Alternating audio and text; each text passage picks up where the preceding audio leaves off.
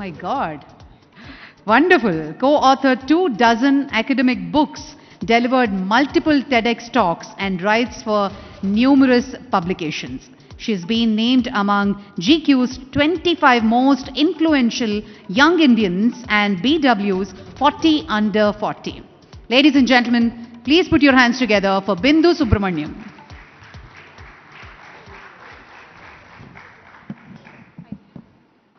Okay, great. Welcome, Bindu, once again.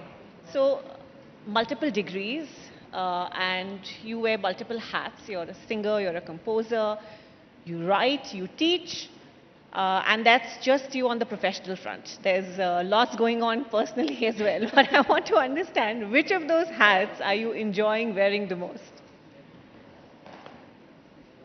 I think that that's an answer that sort of changes based on the time of the day, time of year, time of whatever. And I think I'm very fortunate to be able to juggle these things. And in some sense, they all inform the other. So being a music educator informs my art, which informs my ability to write, which informs my ability to run a business. So I think, and that's something that comes naturally. I'm going to be slightly politically incorrect here, but something that comes naturally to women, right? Where we're so used to doing different things in different spaces and somehow figuring out how to do them together. One thing I enjoy a lot is being a mother to cats. So I have 5 cats, and I think that they are stress relief. But yeah, I think that it's all about balance. I'm sure many of us can relate to that. Right. So, of course, you come from a very well-known family, also from the world of music. You started very early traveling abroad, collaborating with foreign artists. How has that kind of shaped the music that we see coming from you today?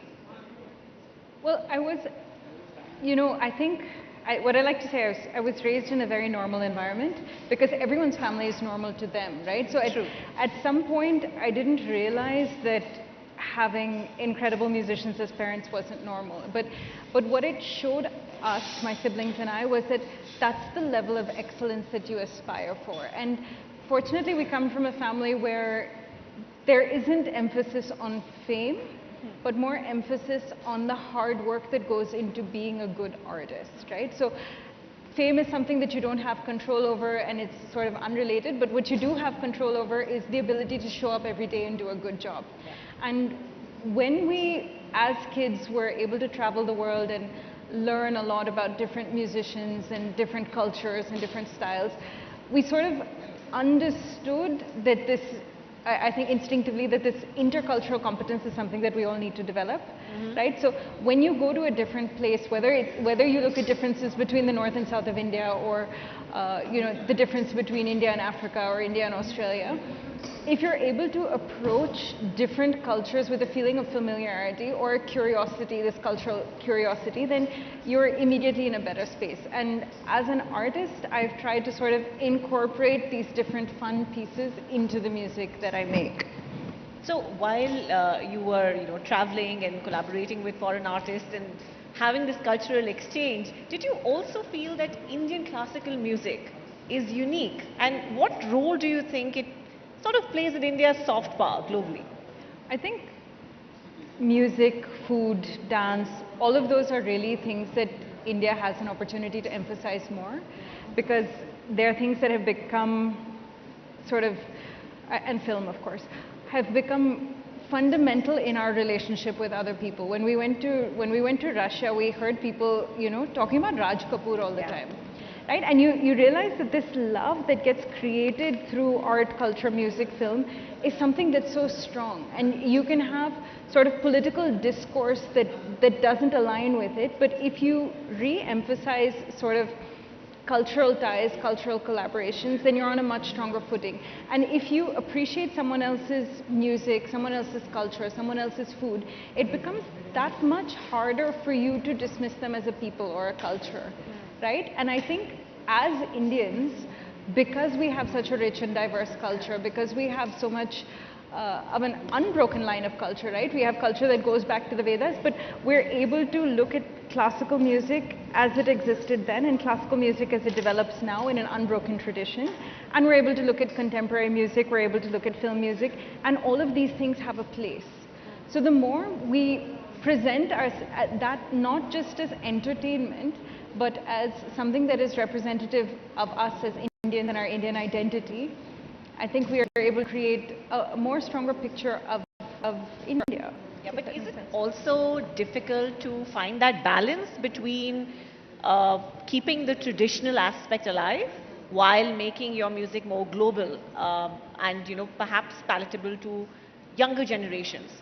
So I'm going to answer this one a little bit more as an educator, because at SaPa, what we do is we work with kids as young as 1.5 or 2 years old, and we sort of try to get them excited in Indian classical music to start with, and then of course global music, Western classical music, African music, different things. And I think the point there is the music has always been great, but where most people, and tell me if you've had an experience like this, most people disconnect is when I was a young child, I went to a music class and the music was great or whatever, but my teacher asked me to sit still. I had to be obedient. So for me, when we were learning music as kids, we would go straight from school. So we'd be in uniform, right? And you're already tired and you're icky and you've been running around on the field, and then you're sitting on the floor, and then you've got this pokey little bamboo mat that's digging into your legs, and then you've got the mosquitoes that are biting you, and then the teacher is saying, I'm going to sing and you're going to repeat, and then no, you're wrong, I'm going to sing and you're going to repeat again, and by that time your brain is sort of off. And that has nothing to do with the music itself, it's the methodology. So I think classical music has always been alive and well, and there have always been audiences that appreciate it. What we need to do to stay relevant comes upon us as educators and artists to work with the methodology, right? Like if in a place like this, a 4-hour exposition of a raga might not be the best thing to do, right? Sure. There is an audience and there is a space for it. Similarly, when you're working with 3-year-old children, maybe start with lullabies or start with something that is relevant to them, accessible to them. But that doesn't mean that you have to compromise on the music, I feel. Yeah, but I would ask then that, the purists would say that film music has perhaps corrupted our taste for what was classical and traditional. Would you agree with that? I do not agree. Because again, and this is something that can be debated, what is classical, right? We talk about the music that has come from the Vedas, but if you look at the Vedic tradition, it started with one note, right? So everything was a monotonous chant, and then you decided that this is a word that needs to be emphasized more, so I'm going to sing it one note above and one note below, and that became the tritone. You had the Rig Veda, and then in the Samaveda you had 7 notes, and then around the 12th century you had this division of Carnatic and Hindustani music, because Hindustani music had more Islamic influences in the Mughals, and the Carnatic musician became the music of the temples. And at what point did we decide that it shouldn't develop further than that, right?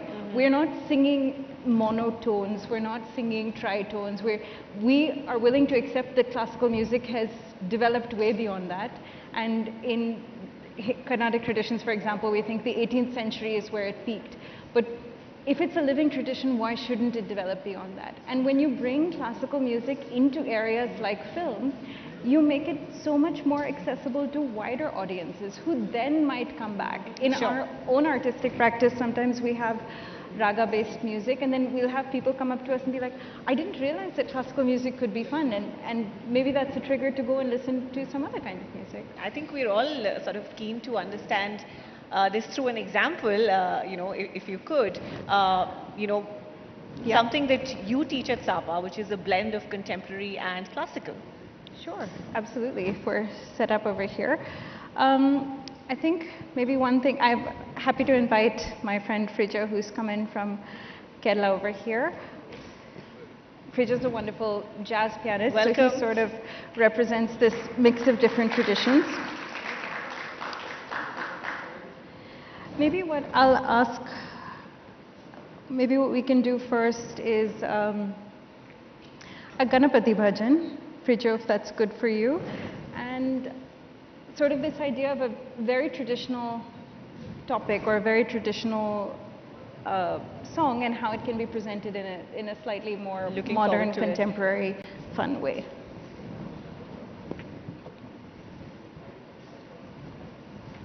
Check, check.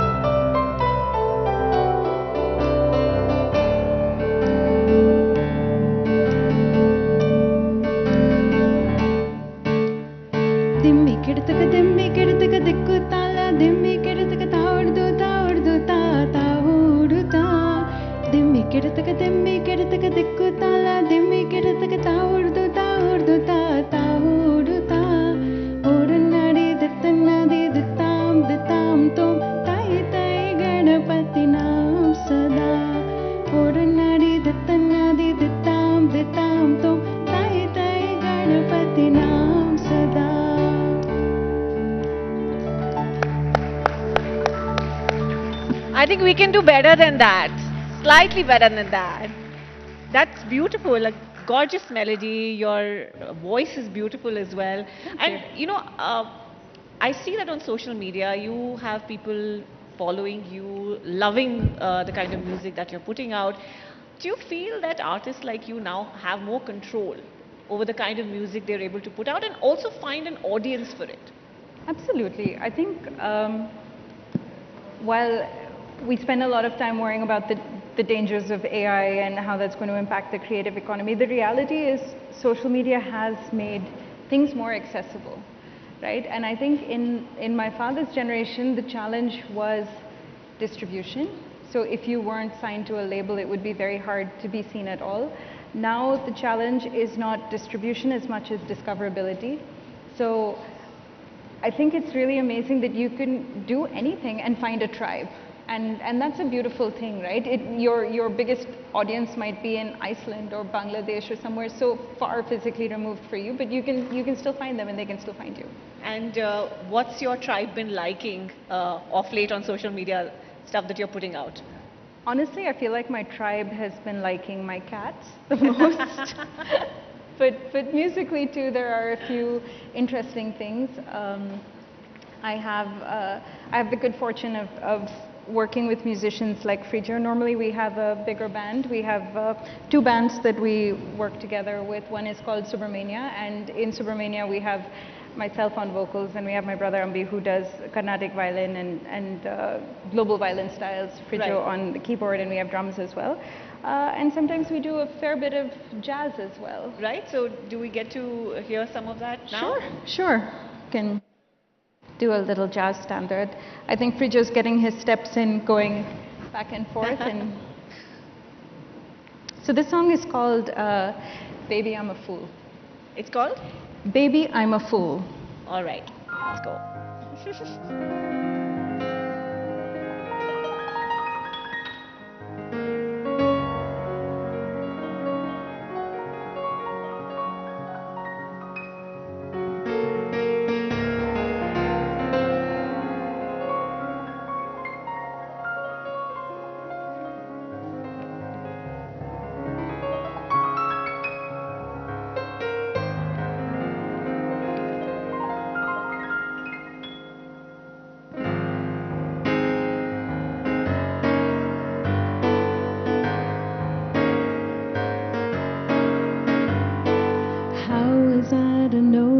this was always only just a little game to you. All the time I thought you'd give your heart, I thought that I would do the same for you. Tell the truth, I think I should have seen it coming from a mile away. When the words you say are, baby, I'm a fool who thinks it's cool to fall in love. If I gave a thought to fascination, I would know it wasn't right to care. Logic doesn't seem to mind that I am fascinated by your love affair. Still my heart would benefit from a little tenderness from time to time. But never mind, 'cause baby, I'm a fool who thinks it's cool to fall in love.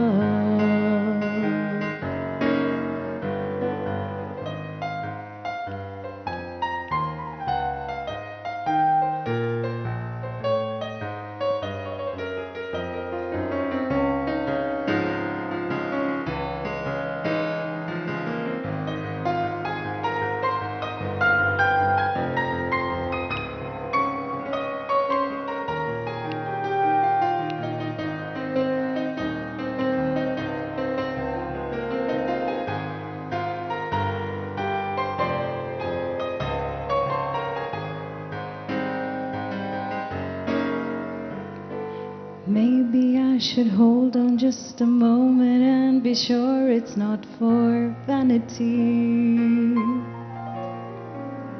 Look me in the eye and tell me love was never based upon insanity. Hear the way my heart is beating. Hurry up, the moment's fleeting. Kiss me now, don't ask me how, 'cause baby, I'm a fool who thinks it's cool to fall. Baby, I'm a fool who thinks it's cool to fall. And I would never tell if you became a fool and fell in love.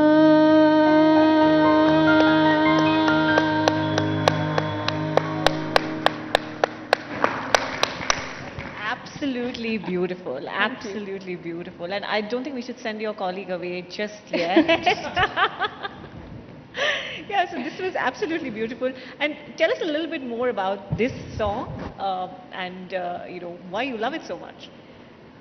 I think as an artist, it's always really fun to be able to find different genres to play in. So one thing about jazz is that it kind of allows you to be creative. And even if you're saying the same words, the spacing can be a little different, or the way that you feel it, right? And a lot of that also comes from the space and the audience that you're with. So if we were to do this in a large open air thing with drums and bass, and it could be a totally different song. But in this context, it's a nice, very intimate, fun song. And what's a song that you love teaching your students at the academy? So the first song that we did is very popular with students at the academy. A lot of the other songs that we do sort of depend on the age. So for example, when we start working with very young kids, we do a lot of lullabies. And I think that that's intentional because you talk about cultural sensitivity, cultural familiarity, cultural curiosity, and that comes from not looking at somebody else as other, right? So if you were to tell kids, this is a song that a mother in Africa sings to her, just like your mother sings to you, then you start with a feeling of familiarity. And so lullabies are great. And then when you get a little older, you find kids fascinated by more rhythmic things. You find kids that, in middle school and high school wanting to write their own raps and communicate. And so it seems to me that at the academy, it's encouraged to join the dots, join the globe. looking at the different kind of music that may be coming from that region. Absolutely, because Yeah. I don't think we're just teaching music. I think we're working with young people in order to create a more aware generation, right? We want the next generation to be better than what we are, more culture. We want them to be leaders, right? When you look at so many companies around the world being headed by people from the Indian diaspora, people of Indian origin, and when they go out into the world as leaders, their culture or their awareness of other cultures is something that we want them to carry with them. So I think that's the context in which they should understand and appreciate music. It's not necessarily to be a musician, but to have that with you. You also, I think, collaborated with Mahesh, and that collaboration also, took off really well. Mahesh, by the way, was here at the Southern Rising Summit last year. So the East meets West fusion music, is that something that you feel has got a fillip just because there is social media and people from different regions are sitting in different parts of the world and enjoying that fusion? I think there has been an audience for fusion for the last 40 or 50 years. I mean, like my dad was doing fusion in the 70s and I think coined the term global fusion. And it's always been interesting to see the interplay of Indian music with different styles. Working with Mahesh and sort of creating the Taitsalam project with him and Ambi and Akshay has really been fun for us, because what is new is this idea of electronica and classical music and different languages. And so it's always fun for us to see how we can play in different spaces. Even, for example, when you don't understand the language, how do you communicate in a language that you don't understand? So. Absolutely. So is there an example of East meets West that we could perhaps sample now? Sure. Maybe we'll do a song which is, you may have, if you're a Netflix person, you may know this song, but that's all I'm going to preface it with. Okay. And it's a song in a language that I don't understand, and it's actually a song of protest, which most of us don't realize, but it's to me a really fun song. Okay.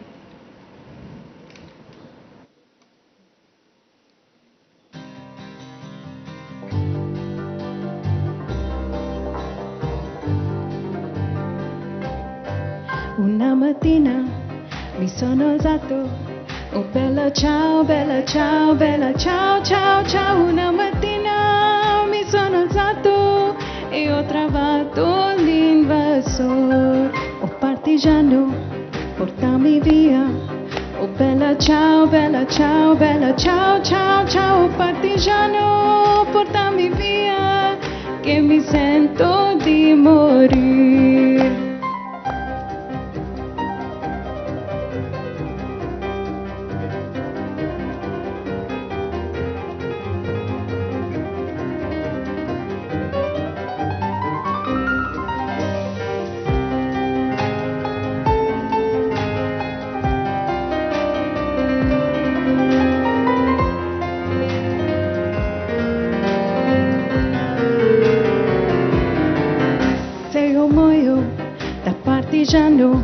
Oh bella ciao, bella ciao, bella ciao, ciao, ciao. E se io muoio da partigiano, tu mi devi seppellire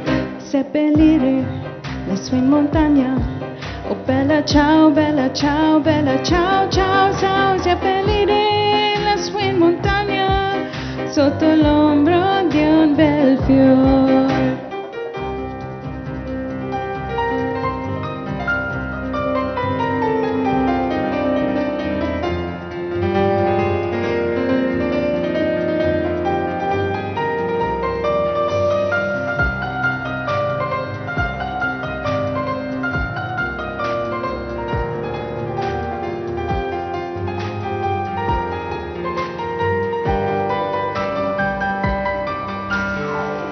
Elegante, oh bella ciao, bella ciao, bella ciao, ciao, ciao. Elegante che passeranno, mi diranno che bel fiore, che sta il fiore del partigiano. Oh bella ciao, bella ciao, bella ciao, ciao, ciao. Che sta il fiore del partigiano, morto per la libertà.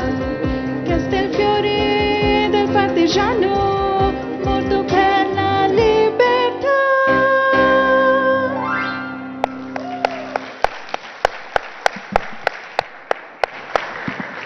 Thank you so much for that. I think that's the perfect note to end this on a high. So thank you very much, Bindu. Thank you and for thank having you me. for giving us company on stage as well. Ladies and gentlemen, Bindu Subramaniam. Thank you. That was good. Fantastic. Wish you sang more for us. A Telugu song actually we wanted to ask you because you're in our Hyderabad. But due to time constraint, please. Thank you so much. May I take the pleasure to invite Mohit Roy Sharma, Senior Executive Editor, Outreach, ABP Network, to felicitate Bindu Subramaniam.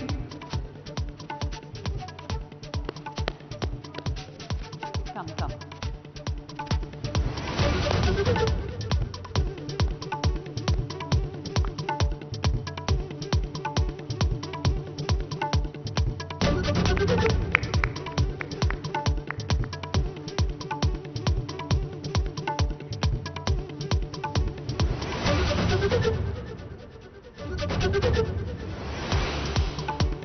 Next up, we will have a session on the franchise model, nurturing entrepreneurship, followed by Charminar and Beyond, Hyderabad as Muse, and then another interesting session which all of us love, all about cinema, the Manjumal Boys, the super successful movie, the story behind the success. Well, ladies and gentlemen, the next topic for the session, as I mentioned, the franchise model, nurturing entrepreneurship, and the speaker for today, Mr. Dinesh Victor, Managing Director, SaPa Academy India Private Limited. Mr. Dinesh Victor is an alumnus of India's top institutions, IIT Mumbai and IIT Ahmedabad, with over 8 years of corporate experience, including as regional manager at Standard Chartered Bank. Dinesh chose a path